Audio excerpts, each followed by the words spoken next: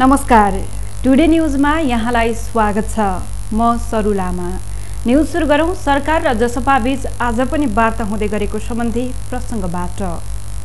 सरकारमा जाने कि नजाने भन्ने विषयमा सरकार र जनता समाजवादी पार्टी जसपा बीच आज पनि वार्ता हुँदैछ। प्रधानमन्त्री निवास बालुवाटारमा अपराह्न 4 बजे वार्ता हुने जसपाका नेता लक्ष्मणलाल कर्णले जानकारी दिनुभएको छ।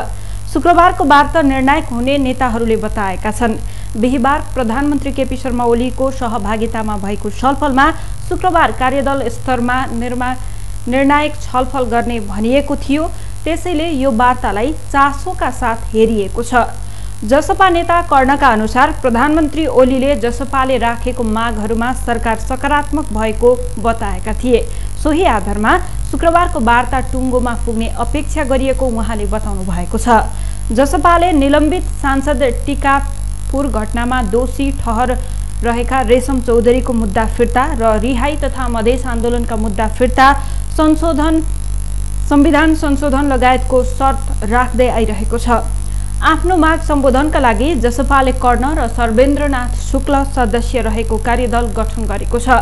सरकारको तर्फबाट अर्थमन्त्री विष्णु पौडेल, एमाले संसदीय दलका उपनेता सुभाष नेमुवाङ र उपप्रधानमन्त्रीका परराष्ट्र मामिला सल्लाहकार डाक्टर राजन भट्टराई कार्यदलमा रहेका छन्। जसपाका अध्यक्ष महन्त ठाकुर र वरिष्ठ नेता राजेन्द्र महतोले पार्टीमा छलफल नै नगरी सरकारसँग वार्ता गर्न कार्यदल गठन गरेपछि कार्यकारिणी समितिका अध्यक्ष उपेन्द्र यादव र संघीय परिषदका अध्यक्ष डाक्टर बाबुराम भट्टराई असन्तुष्ट छन्। प्रधानमन्त्री ओलीलाई सरकार टिकाइ राख्न थप 18 सांसद आवश्यक पर्दछ। निलम्बित बाहेक 32 सांसद रहेका जसपाको एउटा खेमालाई भए पनि साथ लिने रणनीतिमा ओली छन्। केन्द्रीय कमिटिको बैठक आगामी चैत्र 1 गते बस्ने तयारी नेकपा एमालेले गरेको छ। केन्द्रीय कार्यालयका सचिव ईश्वरी रिजालले चैत्र 1 गते केन्द्रीय कमिटिको बैठक बस्ने गरी छलफल चलिरहेको तर अन्तिम निष्कर्षमा पुग्न बाँकी रहेको बताउनु भएको छ। सर्वोच्च अदालतले एकीकरण बदर गर्दै एमाले र माओवादी केन्द्रलाई अल्ग्याइदिएपछि एमालेको केन्द्रीय समितिको बैठक बस्न लागेको पहिलो पटक हो। बैठकमा पछिल्लो राजनीतिक परिस्थितिको साथै पार्टी सुदृढीकरणको विषयमा छलफल हुने नेताहरूले बताएका छन्। एमाले बिउतिएपछि पनि पार्टीका नेताहरूबीच संवादहीनताको अवस्था छ। खास गरी माधव नेपाल पक्षले आफूहरूसँग छलफल र सल्लाह नगरी अध्यक्ष केपी शर्मा ओलीको अघि बढेको गुनासो गर्दै आइरहेको छ। केन्द्रीय कमिटिको बैठकले आन्तरिक विवाद समाधान गर्दै पार्टीलाई नयाँ ढङ्गले अगाडि बढाउने र अन्य पार्टीबाट आएकाहरूलाई उचित जिम्मेवारी दिन नेतृत्वलाई म्यान्डेट दिने अपेक्षा गरिएको छ। केन्द्रीय कमिटिमा अध्यक्ष ओली स्पष्ट बहुमतमा छन्। ओली पक्षीय नेता सुभाष नेमुवाङले माओवादी केन्द्रको धारमा लागेर सरकार विरुद्ध आन्दोलन गरेका माधव नेपाल र झलनाथ खनाल पक्षलाई पार्टीमा सम्मानजनक व्यवहार हुने बताएका छन्। नेकपा एमालेका अध्यक्ष समेत रहेका प्रधानमन्त्री केपी शर्मा ओलीले बिहीबार जनता समाजवादी पार्टी जसपाका शीर्ष नेताहरूसँग सरकारमा सहभागिताबारे छलफल गरेका छन्। पदाधिकारी बैठक बसेर प्रधानमन्त्रीको सरकारी निवास बालुवाटारमा छलफलको लागि पुगेका जसपाका नेताहरूले राखेका शर्तहरूलाई प्रधानमन्त्री ओलीले सकारात्मक रूपमा लिएको वार्तामा सहभागी लक्ष्मणलाल कर्णले बताउनु भएको छ। सरकारमा साझेदारीका लागि सांसद रेशम चौधरीलाई रिहाई, मधेस र थरुहट आन्दोलनको क्रममा लगाइएको झुट्टा मुद्दाहरू फिर्ता र संविधान संशोधन गर्नुपर्ने शर्त जसपाको नेताहरूले राखेका थिए। प्रधानमन्त्री ओलीसँगको छलफलपछि एमाले अर्थमन्त्री विष्णु पौडेल, सुभाष नेमुवाङ र प्रधानमन्त्रीका परराष्ट्र मामिला सल्लाहकार राजन भट्टराई कार्यालयमा रहने जनाइएको छ। जसपाको भने कार्यदलमा थप सदस्यहरू राखिने भएको छ। यसअघि जसपा अध्यक्ष महन्त ठाकुरले सर्वेन्द्रनाथ शुक्ला र लक्ष्मणलाल कर्ण रहेको कार्यदल गठन गरेका थिए।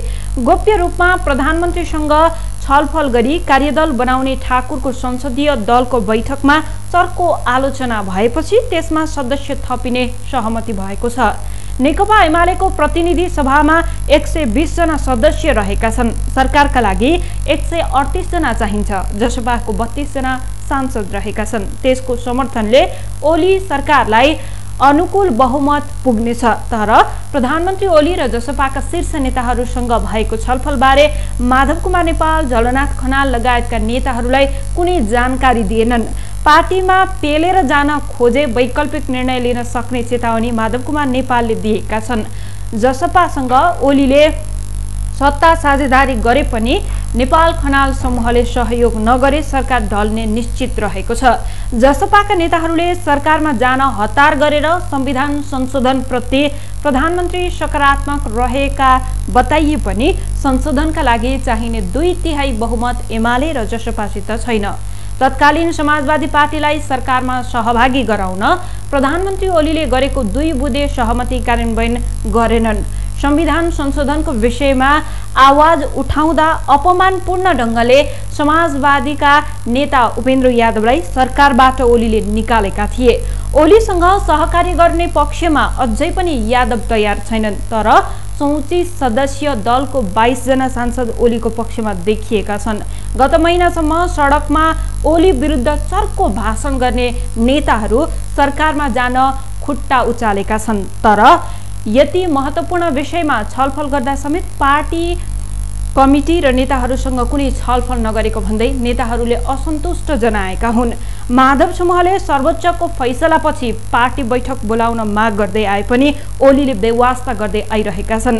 माधव समूहको बिहीबार बसेको स्थायी समिति सदस्यको छलफलमा विकसित घटनाक्रमहरूको बारेमा पार्टी कमिटीमा छलफल गर्न बैठक बोलाउनु पर्ने भए पनि ओलीले बेवास्ता गरेको बताएका थिए।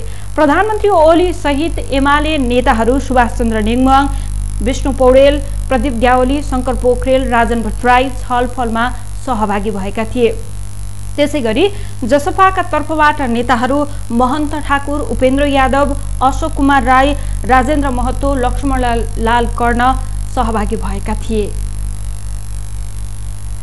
महोत्तरी पिपरा गाउँपालिकाका मुसाफिर झा दाम्पतिको अवस्थामा अझै अज्ञात नै रहेको छ। घटनाको 17 दिन भइसक्दा पनि बेपत्ता भएका 65 वर्षीय झा र उनकी श्रीमती गीतादेवी झाको अवस्थाबारे प्रहरीले अझै सार्वजनिक गर्न सकेको छैन। जिल्ला प्रहरी कार्यालय महोत्तरीका प्रहरी उपरीक्षक दिनेश आचार्यले घटनाको सक्रियतापूर्वक अनुसन्धान गरिए पनि अहिलेसम्म कुनै खासै उपलब्धि नभएको बताएका छन्। झा दाम्पतिको अपहरण भएको वा हत्या भएको विषयमा अहिलेसम्म नखुलेको बताउँदै उनले भने, हामीले हरेक एंगलले घटनाको अनुसन्धान बढाएका छौं, तर अहिलेसम्म खासै कुनै उपलब्धि पाउन सकेका छैनौं। झा दाम्पतिको घटनाको अनुसन्धानको लागि नेपालका साथै छिमेकी मुलुक भारतका विभिन्न स्थानमा खोजी भइरहेको छ उहाँले भन्नुभयो। घटनाको अनुसन्धानमा प्राविधिकका साथै नेपाल प्रहरीले प्रयोग गर्ने उच्च स्तरीय टेक्निकल उपकरणलाई पनि प्रयोगमा ल्याइएको छ। प्रदेश नम्बर 2 को प्रहरी कार्यालयका प्रवक्ता प्रहरी परीक्षक कृष्ण प्रसाईले झा दाम्पतिको घटनालाई गम्भीरतापूर्वक लिई प्रहरीले अनुसन्धान गरिरहेको बताएका छन्। कुनै पनि घटनाको अनुसन्धान 0 बाट सुरु भई एकैचोटि 100 मा पुग्छ या त 0 बाट सुरु भई 0 मा नै झर्ने गरेको छ। त्यसकारण यो घटनाको अनुसन्धान कहाँसम्म पुग्यो भन्ने अवस्था छैन।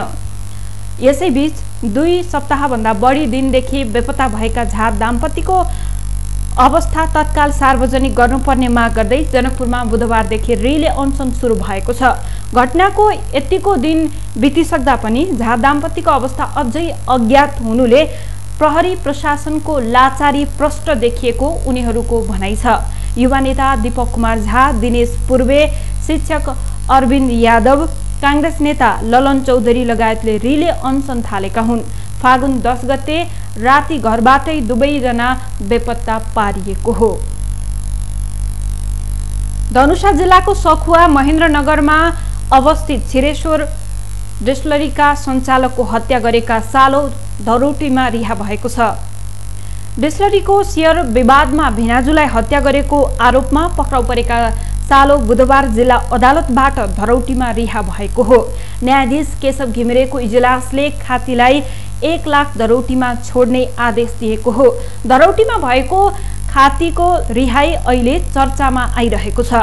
जिल्ला सरकारी वकिल कार्यालयको धनुषाको प्रमुख सीताराम आर्यले कर्तव्य ज्यान मुद्दाका प्रतिवादीलाई थुनामा राखेर अनुसन्धान गर्नुपर्ने अभियोगमा मंगलबार थुनछेक बहस गरेपछि प्रतिवादीका तर्फबाट कानून व्यवसायीहरूले बहस गरेका थिए। अभियोग लगाइएका आर्यले प्रतिवादीका तर्फबाट कानून व्यवसायीहरूले उठाएका सवालको जवाफ दिन अदालतमा उपस्थित नहुँदा पीडित पक्षले उनीमाथि आशंका गरेका छन्। विपक्षको जवाफ नदिई आर्यल बुधबार दिउँसो काठमाडौँ हानिएका थिए। आर्थिक लेनदेन गरेको कारण मुद्दा कमजोर बनाउन आर्यले जवाफ नदिई काठमाडौँ लागेको हुन सक्ने आशंका गरिएको छ। तर आर्यले काम विशेषले काठमाडौँ जानु परेको सरकारी वकिल कार्यालयका सहायक न्यायाधिवक्ताले जवाफी बहस गरेको दावी गरेका छन्। डिस्लरीका सञ्चालक 51 वर्षीय प्रमोद रेग्मीको हत्या गरेको आरोपमा पक्राउ परेका धनुषा छिरेश्वरनाथ नगरपालिका 7 का नीरज खातीलाई जिल्ला अदालत धनुषाले 1 लाख धरौटी राखेर छोडेको हो। माघ 12 गते राति टाउकोमा लाठी प्रहार गरी हत्या गरिएको रेग्मीको शव भोलिपल्ट बिहान उद्योग परिसरकै कोठामा फेला परेको थियो। 35 वर्षीय खाती मृतक रेग्मीका साला हुन्। प्रहरीका अनुसार खातीले शेयर लगानी सम्बन्धी विवादमा आफूले बाँसको लाठीले टाउकोमा हानेर हत्या गरेको स्वीकार गरेका थिए। आरोपितले हत्या स्वीकारिसकेको र पर्याप्त प्रमाण हुँदाहुँदै धरौटीमा छाडिएपछि अनुसन्धानमा खटिएका प्रहरी आश्चर्यचकित भएका छन्। एकजना प्रहरी अधिकृतले भने, हामीले त सूक्ष्म अनुसन्धान गरेर मुद्दा दर्ता गरेका हौं।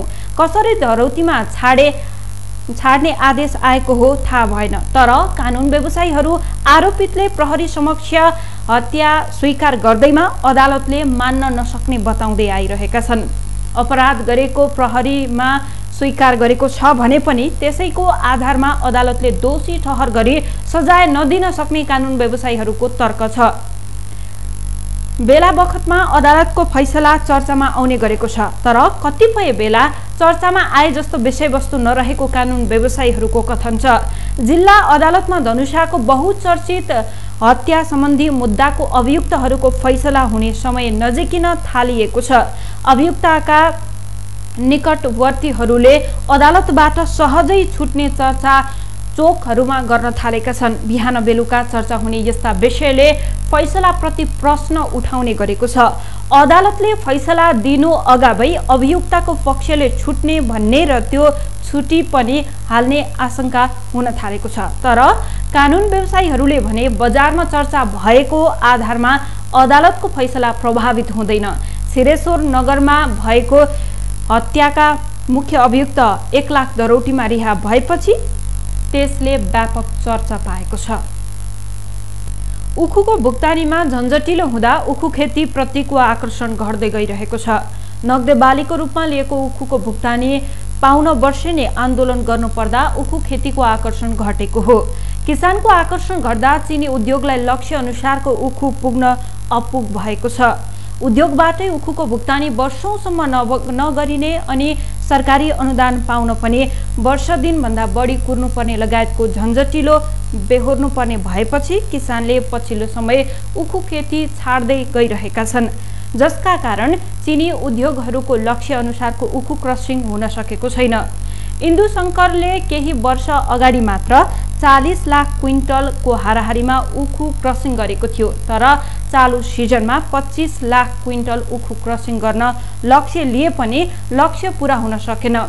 79 दिन उखु क्रसिङ गरेर मंगलबार बेलुका 5:30 बजेदेखि इन्दु शङ्कर चिनी उद्योगले उखु लिन बन्द गरेको हो।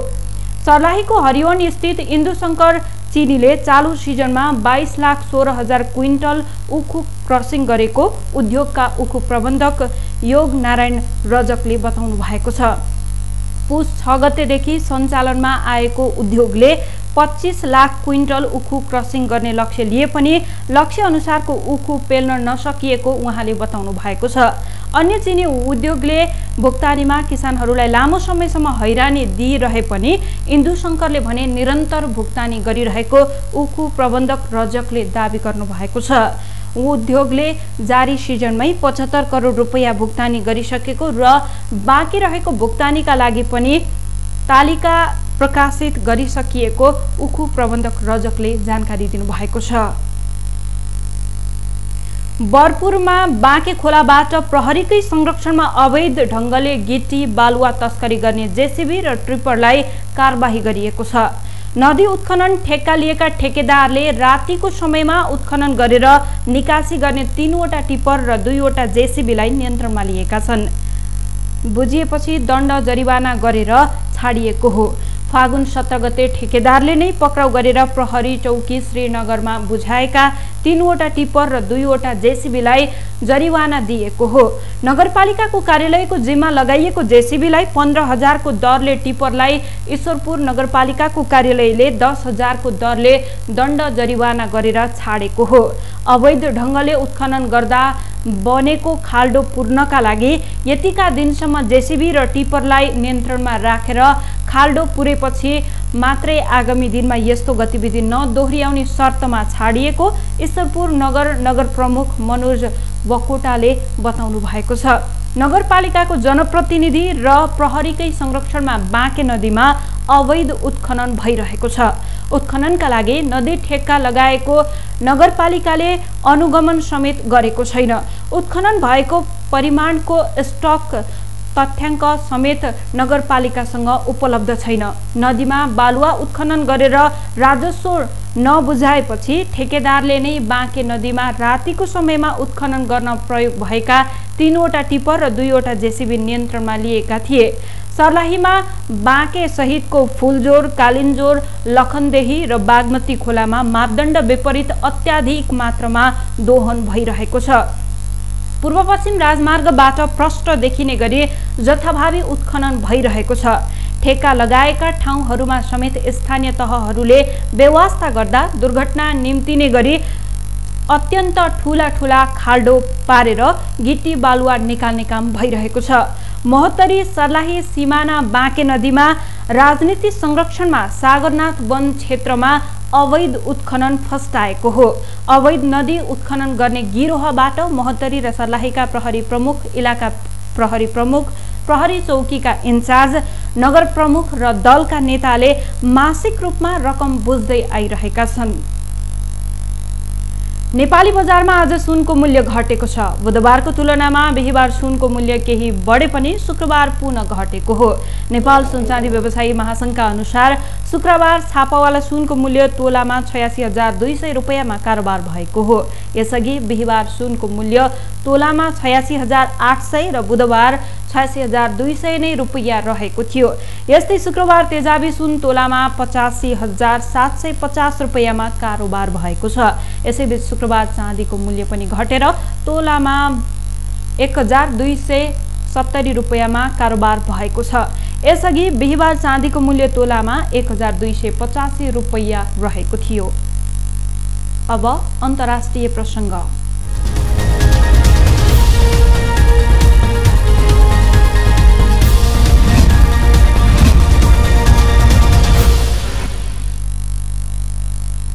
भारतको महाराष्ट्र स्थित जालना जिल्लामा कोरोना भाइरस विरुद्धको दुवै डोज लगाएका 2 जना स्वास्थ्यकर्मी कोरोना पोजिटिभ पाइएका छन्। एक अधिकारीका अनुसार खोप लगाइएको केही दिनपछि दुवैमा हल्का लक्षण देखिएको थियो। उनीहरूको नमुना परीक्षण गर्दा दुवैको रिपोर्ट पोजिटिभ आएको छ। एडिसन सिभिल सर्जन पद्मजार सराफका अनुसार दोस्रो डोज लिएको 42 दिनपछि शरीरमा पूर्ण रूपमा एन्टिबडी विकास हुन्छ। त्यसैले खोप लगाएपछि पनि कोभिड प्रोटेक्ट पालना गर्नुपर्ने उहाँको सुझाव छ। यता भारतमा नै विकास र उत्पादन गरिएको कोभ्याक्सिनलाई आपतकालीन प्रयोगका लागि अनुमति दिएको छ। भारतमा पछिल्ला दिनमा लगातार रूपमा कोरोना संक्रमितको संख्या वृद्धि भइरहेको छ। हवस् त, यसका साथै टुडे न्यूज अहिलेलाई सकियो। हाम्रो अर्को बुलेटिन लिएर पुनः उपस्थित हुने नै छौं। टिभी टुडे हेर्दै गर्नुहोला। नमस्कार।